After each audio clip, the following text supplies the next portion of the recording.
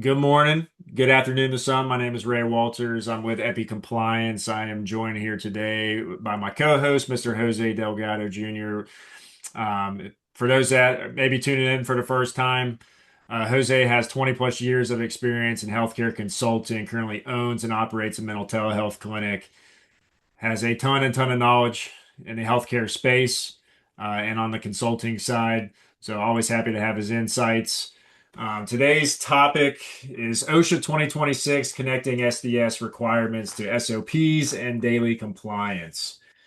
Um, I think this was a topic you and I discussed, Jose, just as some recent conversations with clients had popped up. And Yes. we actually had one today with a client of ours Yes. who was essentially inquiring about they had created some makeshift SOPs for it's a med spa clinic. They created some SOPs that they wanted some additional review on. In particular, they were looking for they do Botox at this med spa. They were looking for storage SOPs, and that kind of dovetails into our discussion regarding the SDS stuff. And I do have some articles I'm going to put across. I'm just going to post them all at once, Jose, if that's okay with you, Yep. unless There's you want some me. there's some links. There are links to CDC and to OSHA because I want you to trust but verify. We are not afraid to show you where and how we're coming to the conclusions that we're coming to bring you the information that we're bringing you. Hopefully, we're more entertaining than the OSHA website, but if not, that's okay too. So, We'll do our I want to best. start today with very, very simply. This is going to look like a pain in the butt, like we're nitpicking. But because of the way that legislation is written, we need to be ready for all aspects of this. And this is something that I can tell you is going to be slightly controversial in the respect of if you're in the trenches, this is going to sound like one more thing that you have to do because it's not probably being done correctly, right? So let's start with the SDS. If you've been around for a while, it used to be called the MSDS. Basically, what it is any kind of chemical that you're using in your healthcare setting needs to have this SDS sheet. Basically, it's instructions for how to store it, how to use it, how to dispose of it, when to dispose of it, all of that fun stuff. Normally, when this falls under OSHA, most people think it's just for cleaning supplies, and that's not the case. It is for anything. So if you're a vanity medicine clinic and you're using Botox, boom, here you go. If you are primary care or pediatrics, and you administer vaccines. There you go. If you are working with stem cells, you know what I mean? Like all of these things that are considered chemicals, disinfectants, reagents, gases, anything that is considered what was the actual definition from OSHA here? The It is any chemical that has downstream to downstream users to communicate information. That's the purpose of the SDS. Okay. The beautiful thing is that if you're in the trenches in an office, if you're an office manager, if you're the OSHA officer, if you're a nurse manager, this is something that the manufacturers are going to give you. So just put it with all of the other SDS stuff because you probably have it in a separate binder based on the things that you inject into patients or by your clinic or by your equipment that you have for the CLIA waiver, if you got a CLIA waiver, all that fun stuff, right? But just put it all together, you have it all in one place. When we were confirming this and looking at this for a client, it started us down a rabbit hole. And the reason why I say that is this was a scenario where the office had separate policies and procedures for the things that were injectables for the patient, how to store it, how to dispose of it, all that fun stuff, which the SDS would provide. The problem that we also had and came across too was the storage of these injectables. So, why do I say this? The reason why I say this is because the rules on this are super clear and murky at the same exact time. And if you've looked at any legislation and regulations from an alphabet agency, you know exactly what I'm talking about. But if you're a student or a provider and you don't really look at these kinds of guidelines, there are interchangeable words that they use that don't mean the same thing when it comes to enforcement and when it comes to punishment for not following rules.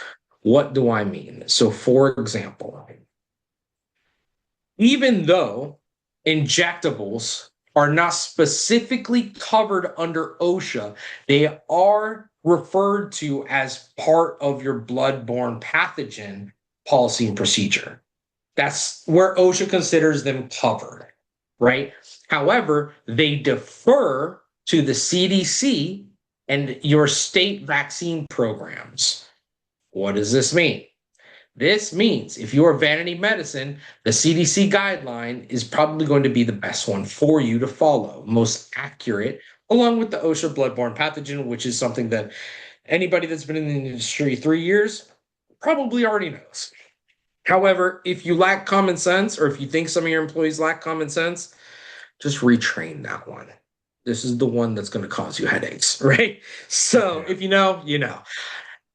Now, if you receive federal or state funding or are part of a vaccine program, this could be pediatrics. This could have been during the COVID-19 epidemic. And if you were part of that vaccine program, you need to follow the state-specific guidelines. Now, there are certain things that nowadays that are required that weren't required before.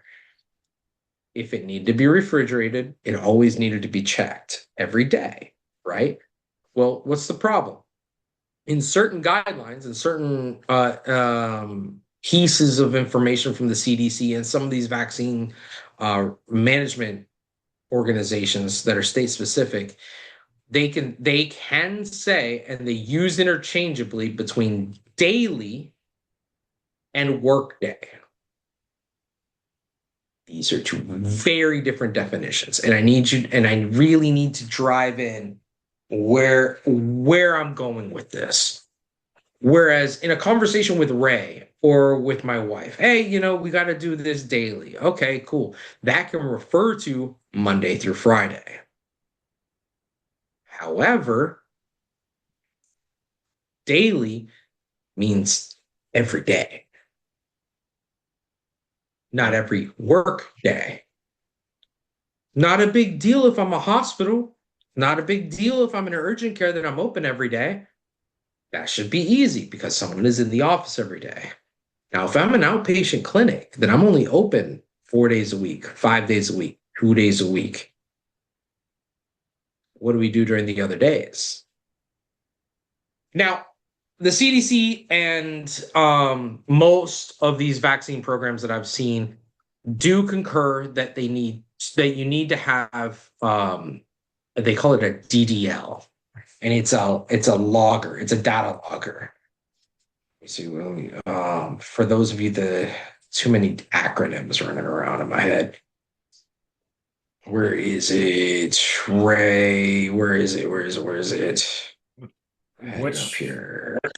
It's a data logger. I'm just trying to remember what that first D stood for, and I can't remember what it is. But basically, it's tech, right? That just tracks your refrigerator's temperatures. Digital data logger is what that stands for. Digital data logger. Yeah. There we go. So you're right in front of my face. So those DDLs come with a lot of refrigerators that are designed for this. But if you're using a smaller refrigerator or you're using a residential refrigerator, which CDC doesn't recommend, but if you are, there's a couple caveats there that you need to have a way that you can track the temperature that the vaccines or whatever is in there is going to be stored at. But you still need to check it So just because you have the DDL does not mean that you don't have to check it. A lot of those data loggers are app based now, so you can check it by looking at your app rather than looking at the refrigerator. However, trust but verify. Please trust but verify. Build into your policy and make sure that your policies and procedures have a very specific wording so you don't put yourself on the hook. Because if Physically in your verify. SOP, yeah, so if your SOP says we as an organization check the temperature on those refrigerators twice daily, perfect. Let me see Thanksgiving Day. Let me see Memorial Day. If I'm an auditor, you're screwed. Let me see last Sunday. You said daily.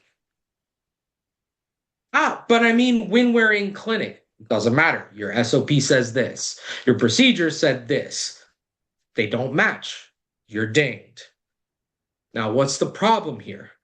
The problem is it's not a problem until you get caught. But when you get caught, the ramifications are massive. If you're part of a vaccine program, they can pull it. They can pull Jose, your does that come down participation. to like not a language barrier per se, but like how you're wording things? Like, what if you put during business hours, or does that Ray, fall under have the? you not learned? Does that fall under Words the? matter. Because, well, Words matter, Ray. I know, but this seems so black and white as far as what they're looking for. Like I said, going back to the daily, the weekly, the monthly, it's like it, they don't necessarily they want to see you're doing it. It doesn't seem Yeah. like it doesn't seem like they specify. So it's almost like, well, how? So there's a couple of problems with that premise that you're using, Ray. One, this isn't like, hey, the back door to our office is locked or not locked, right? If these vaccines get too hot at any point in time, at best, their efficacy drops. At worst, they can actually damage the patient, Right. which increases liability. The purpose for the data logger is so that way you can have assurances that you're maintaining a temp throughout the day, in the evening, so there's no drop time, right? Like, hey, middle of the night, what do we do? I guess the Perfect. If you're point in a lab and you is have it different, it's it the best practice to do these types of things on the daily because it doesn't seem like they specify. I'm gonna quote, I'm gonna quote the CDC on this one. They say you should have a data logger and to check the data logger daily. Okay. They also say to check the refrigerators So they do twice a specify day. there. I didn't see that part. Yeah, yeah. So they say check the data logger, right? And they say, let me hold on. I will pull it up here, and it's in the CDC Pink Book. It's Chapter 5, Vaccine Storage and Handling, right? So they say that you need to include information for all aspects of vaccine inventory management, from ordering to monitoring. When we're talking about storage and temperature and monitoring equipment, that's where they're talking about the DDLs and the type of refrigerator or freezer that you should be using. Temperature monitoring devices. So this is where they're talking about the digital data logger. It's set at a recording interval of at least every 30 minutes. So that The tells you data log, that yeah, how okay. frequently the data logger is tracking, right? But then on top of that, the DDL should also have a detachable probe that best reflects vaccine temperatures, an alarm for out of range temps, a low battery indicator, a current minimum and maximum temp display, and then recommended uncertainty of plus or minus zero point 0.5 degrees Celsius, minus 1 degree Fahrenheit. The logging interval or reading rate that can be programmed by the user to measure and record temperatures at least every 30 minutes. Temp data from a DDL can be downloaded to a computer or retrieved from a website for review, and it's critical for ensuring vaccine safety. Um, Let me see where else. You should also be able to calibrate it once every 2 to 3 years.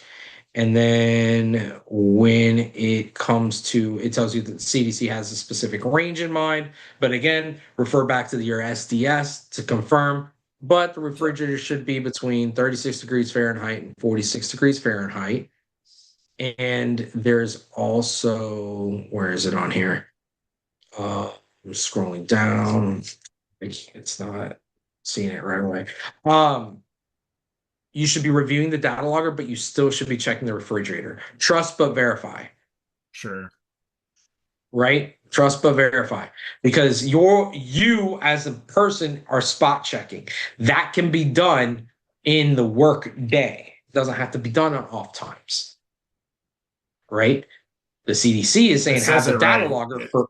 It says it in You found it? the stabilizing temperatures. Oh, Well, that's what. it's talking about the scenario of if you get a new unit installed, like a new Yeah, refrigerator. But that second paragraph, it kind of explains if temperatures cannot be recorded digitally, they should be checked and recorded a minimum of 2 times each workday. One, yes. 2 consecutive days of temperatures have been recorded. Yeah. So notice how the CDC is using Workday, right? Because if you have the DDL, it's tracking it all every day when you're not in the office as well and throughout the day. So there's no downtimes, right? Or you Yeah. know of when the downtimes occur. So what you want to do is that you still want to track it manually twice a day, or make sure that you are looking at the data logger.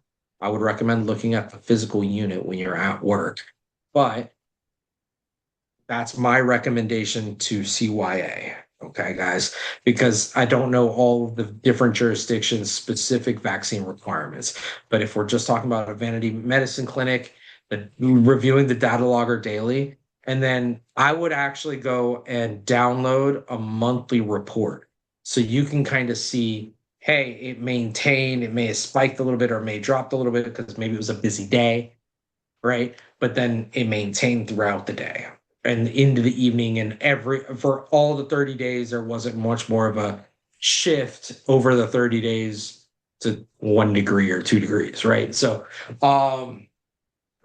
that's what I would do. It's a pain in the butt.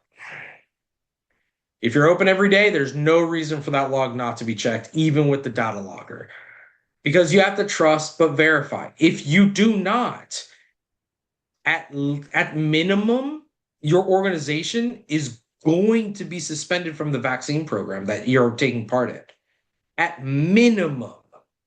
At maximum, there's fines involved, there's reimbursements involved, there's whole other issues in regards to if there is spoilage, who's going to pay for the replacement of those vaccines? Who's going to inform the patients?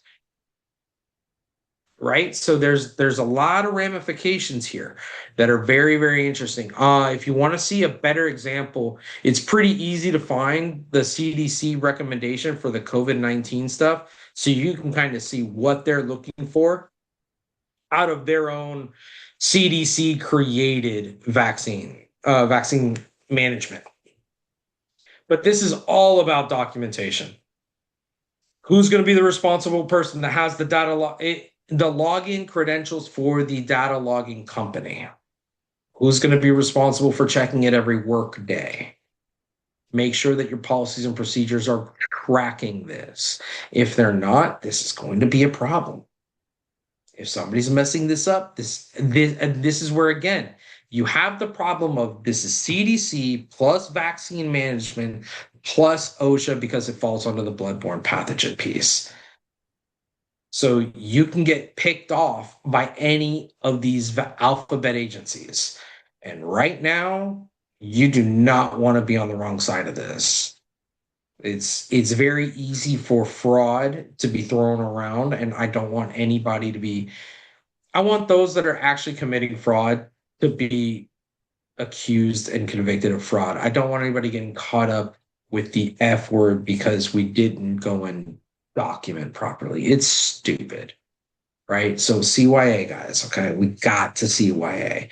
If anybody's got any questions, please throw them in the chat. I know that we went on a bunny trail a little bit. This wasn't just about the SDS, but the SDS is something that everybody should understand already. The only thing that's a trick is that most people only consider the SDS important for cleaning supplies when it should be any chemical. If you're using Botox, if you're a dialysis center, the low level chemo drugs you're using for RA, boom. If you, so all of these things need to be tracked. If you're an insulin clinic, you need to track the storage. That needs to be in the SDS. That stuff is going to come from the manufacturer. So there's nothing you got to do other than to add that to your binder. It does it. They do it for you. Yeah. Yep. Absolutely. The pap smear formalin. Yep. Absolutely. All of that stuff. But you would be shocked by how many times we'll go through and say, okay, what's your SDS look like? And it's just cleaning supplies. Oh, this is the stuff that we use to clean the MRI machine. Oh, this is the stuff that we use to clean the office. Okay. Your primary care office, for example, like, hey, you're not injecting anything? Why do you have that little refrigerator there? There's what's in there. Oh, and by the way, I don't know why this needs to be said in the year of our Lord 2026, but please don't put food in your vaccine refrigerator.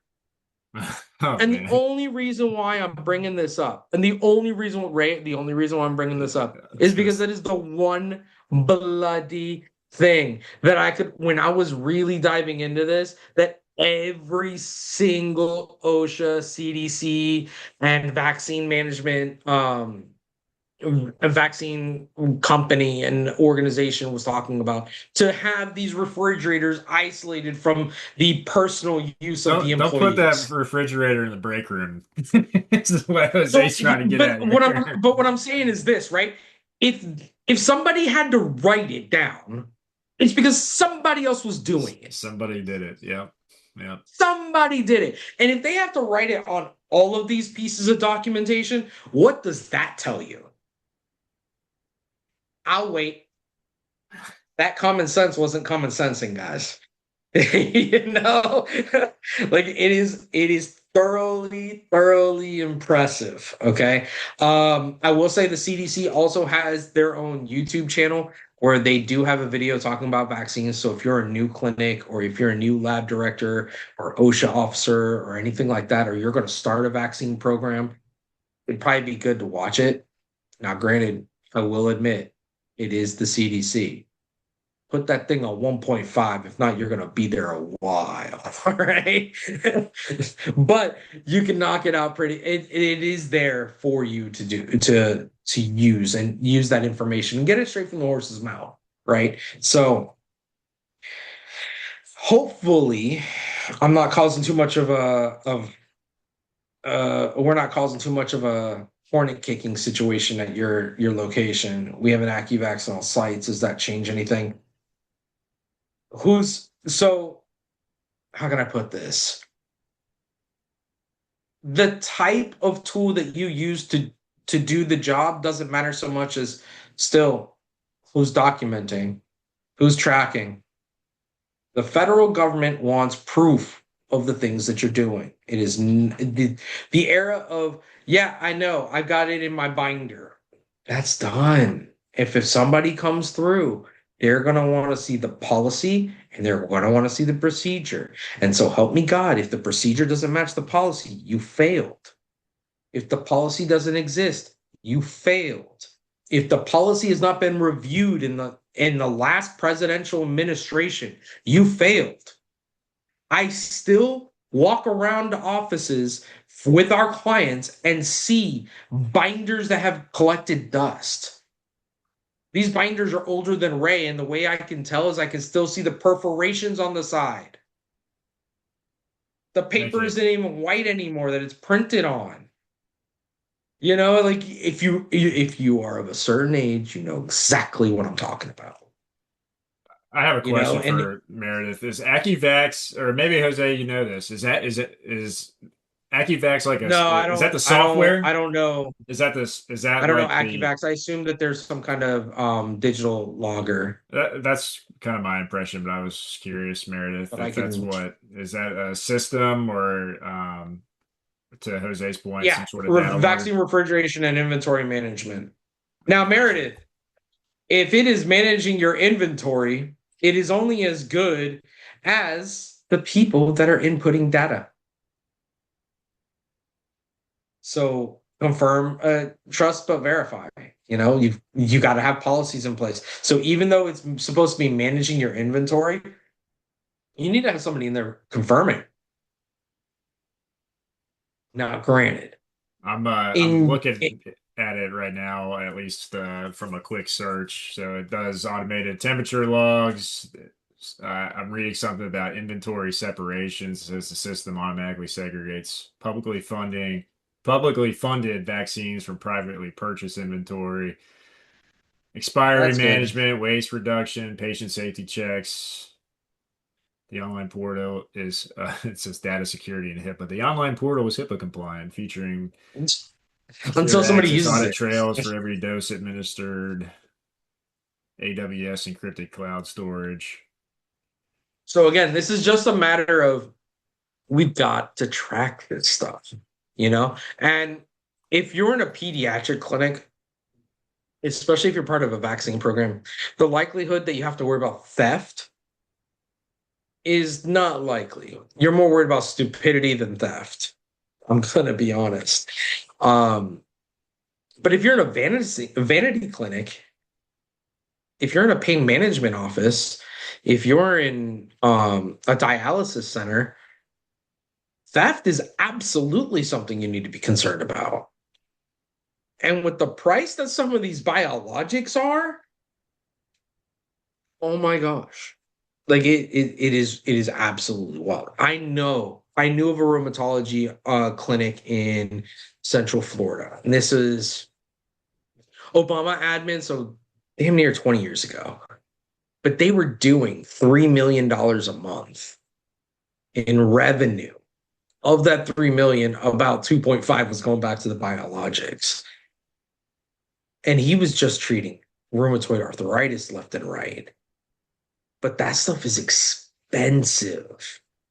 And for it to just fall off the back of the truck, that's how a practice goes bankrupt quickly. So we've got to be careful with that. We've got to be careful with that. This isn't saline bags. We're not worried about the EMT that swiped a bag of saline before the holiday weekend, right? Like I'm not worried about that.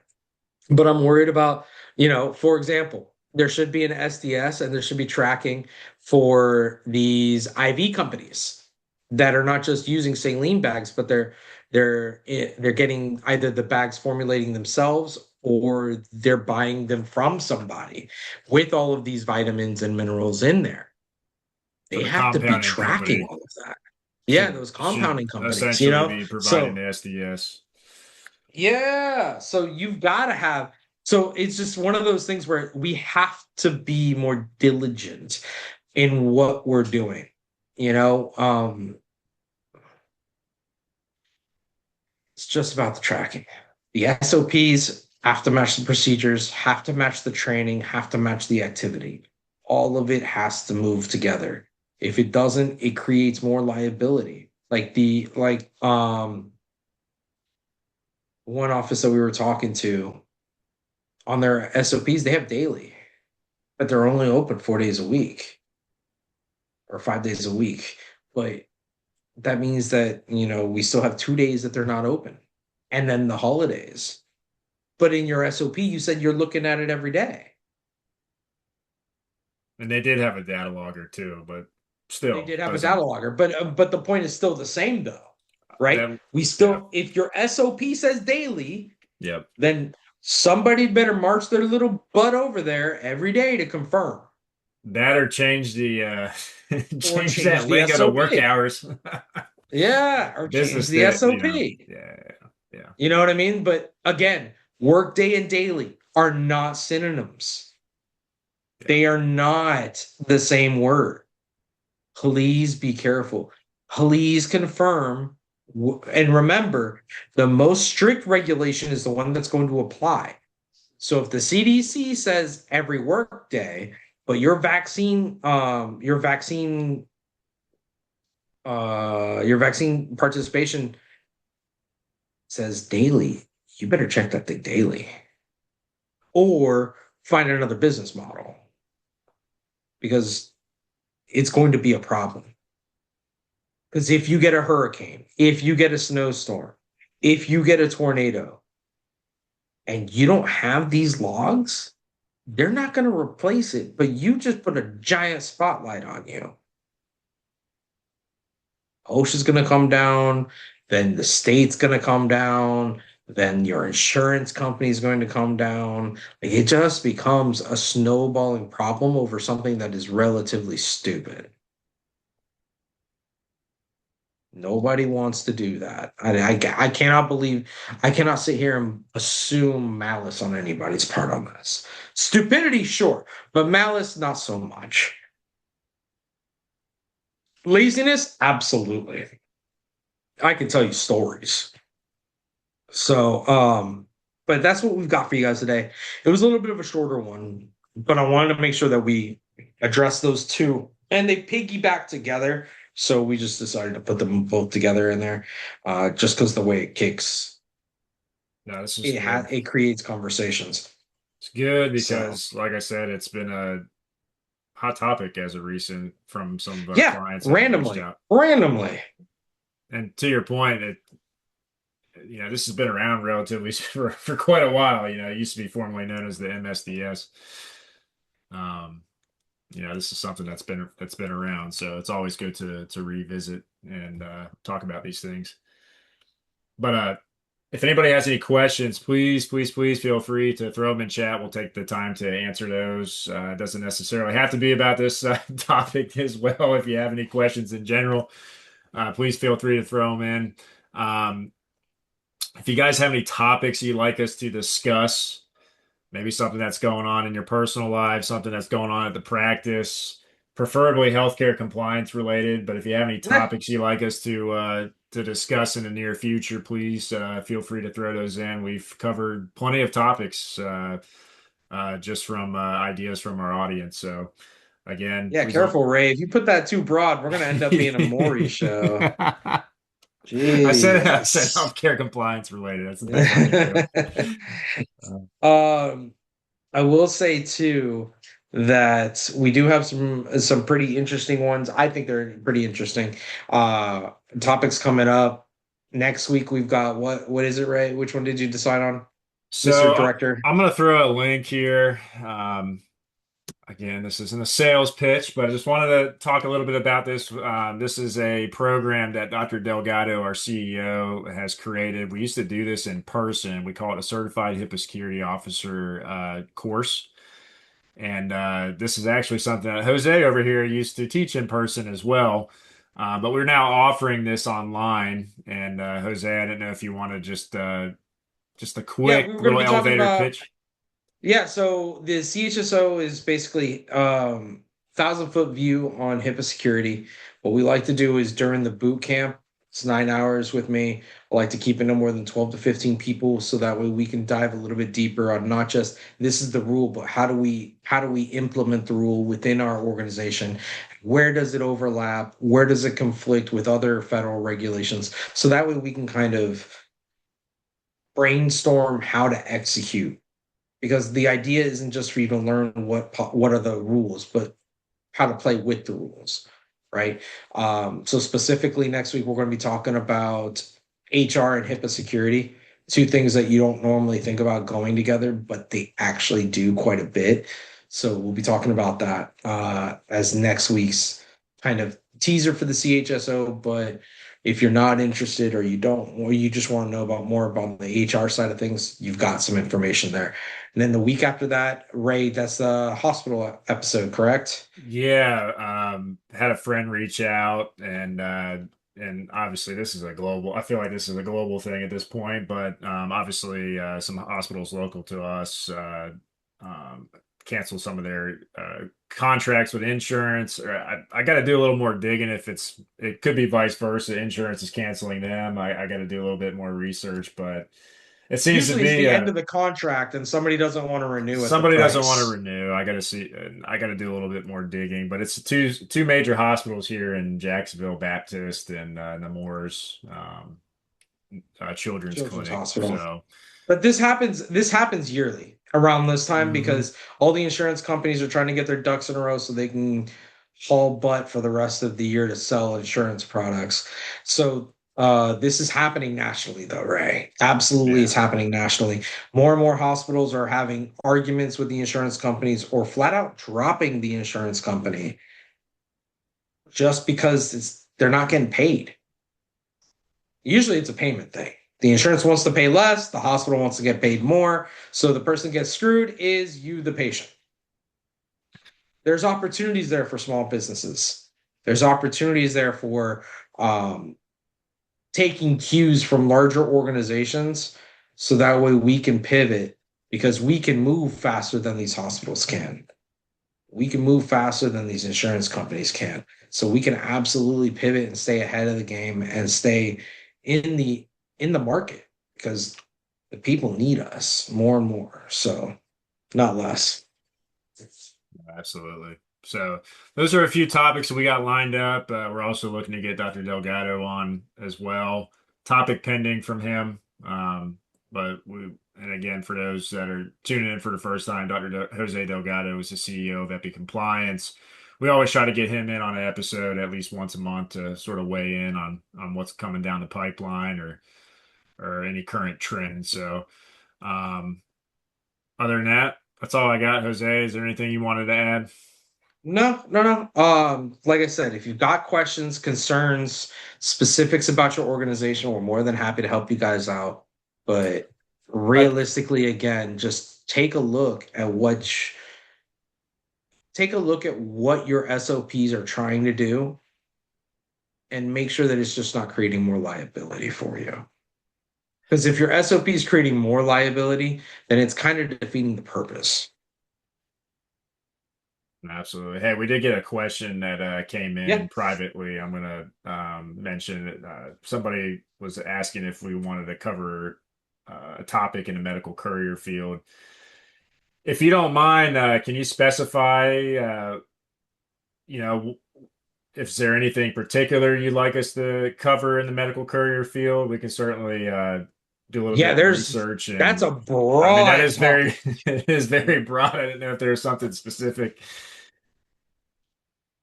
Bloodborne pathogen webinar. I don't have we done much on the bloodborne pathogen, Ray? I, We've done I some think needle we've stick discussed stuff. it. I'll post a couple, Travia. I'll post a couple things here from our YouTube channel. And again, I always recommend taking a look at our episodes there. But we did cover some OSHA topics. I want to say we did some on electrical safety. We've done some on needle sticks, bloodborne pathogens. I guess that kind of correlates with needle sticks a little bit, but we haven't. I don't think we've done a session fully on that, Jose. Maybe that's something to consider. Yeah. When it comes to Patrick, were you talking about the courier? Was it Patrick talking about the courier? Correct. Okay. Yeah. So when it comes to the courier piece, I just need to know if you're talking about business side, compliance side, admin side. I mean, what you're moving. You could be moving records, you could be moving organs, you could be moving DME equipment. I mean, we could be going down a list of things. So we can absolutely play with that. Compliance side. Okay. All right. Yeah. So I mean, that is going to be a lot. If you're moving organs, Patrick, a lot of not DOE. But if you're flying it, you've got the FAA, if you've got NHTSA as well in regards to how you're moving it with the car side of things. Your bigger concern is going to be your staff, in my opinion. But staffing is always a major concern. So on the compliance side of things, you're looking at a lot of OSHA liability there. You're looking at CDC liability in regards to maintaining the storage while in transit of the organs. You're looking at what kind of people are qualified to drive the vehicle. What kind of vehicle are they driving? Are they driving just a standard passenger vehicle? Are they driving a van? Are they driving, you know what I mean? Like all of these things really come down the road. How far are you traveling? Are you traveling, hey, this is just a day trip, this is just across town? Or are we talking about, hey, they're moving something from Florida to New York? So we can really dive a little bit deeper, Patrick. Please feel free to email us. Um, if it's something that's broad enough, we can absolutely do it as a topic here, or we can talk to you individually. We'd be more than happy to do that. But those are just some of the things that we think about it. When as on the consulting side of things, on the practice side of things, it always helps too. Who's paying for the service? Because usually they'll also have a standard on how they want things shipped or moved. And you can kind of move off of that. And that gives you a little bit more of a guideline as well.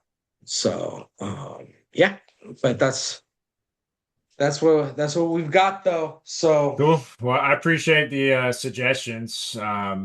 We'll certainly for take your these into webinars, okay. account, and this, well, this definitely gives us a little more.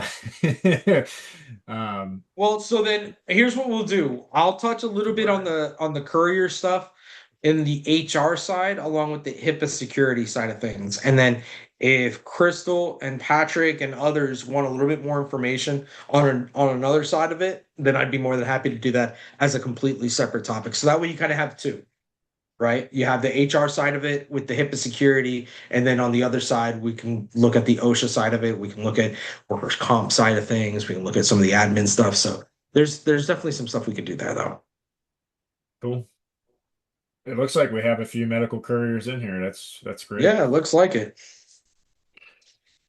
Cool. Well, okay, great. No problem, Crystal. Cool. Well, I think that concludes today. I appreciate everybody taking the time to join us today. I hope you found this session valuable, and we do look forward to seeing everybody next week. You will get an email from us regarding next week's topic and the registration link. So just be on the lookout for that. And if you had any colleagues that weren't able to attend this episode, as I mentioned, we do put these videos up on our YouTube channel first, and then they go onto our podcast or Apple, Spotify, and podcast there. So just be on the lookout. Hopefully, we'll have this up by tomorrow. But as I mentioned, just look out for the link for next week's registration, and we'll see everybody then. If you have any questions in advance, please don't hesitate to reach out to Jose or myself.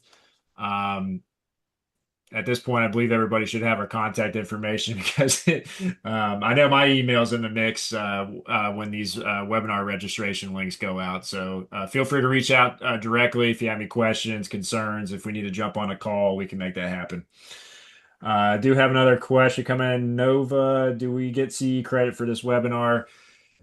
We do not offer any CEs for this, but if you are a student attending this session, and you just need to verify with your instructor that you attended the event. Let me know. I can provide reports or just verify that you did attend this session. I have no problem doing that, but we do not offer CEs at this time for these. If we did, we'd have to do a very structured classroom setting type of thing, and we would have to definitely do at least an hour then. So we don't currently. It is something that we've thought about though. It's certainly under consideration, but for now, we kind of like the conversational, Yeah, non-structured but structured. absolutely. But Perfect, great. guys. All right, Jose. I'll catch you next week. I'm sure we'll be in touch beforehand, but you take Stay out care. of trouble, guys. Everybody, stay out of trouble. Have a good rest of your day. We'll see you next week, and a good 4th of July as well. Yeah, happy 4th. Thanks, Bye. everyone. Bye.